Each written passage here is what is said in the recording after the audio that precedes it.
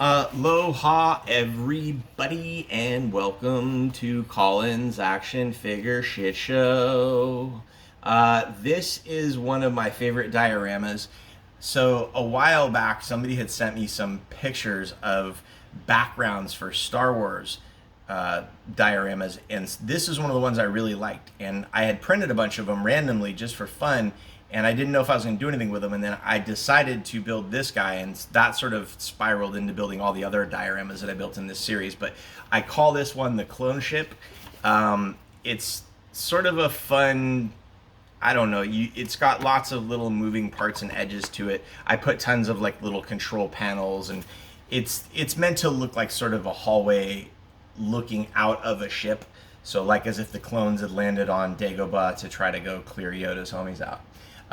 And I did a little miniature wall piece here, which is a background wall for Star Wars. And then 501st, I like to throw up a lot of the 501st stuff. I love those guys. I do some Mando Merc stuff, but I'm not at the level of any of you guys, like my homie Saya Packard, and those guys are next level.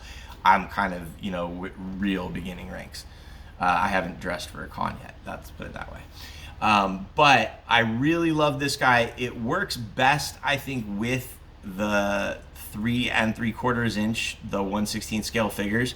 1/12 scale, honestly, the 6-inch figures fit in here, but not as well because the scale and dimension of this will feel a little bit bigger, obviously, and a little bit more appropriate with that. But it will actually work with both sets. And if you look at the shots that I put online, you can see that this one will work with both figures. But I like the perspective size better on the smaller figures.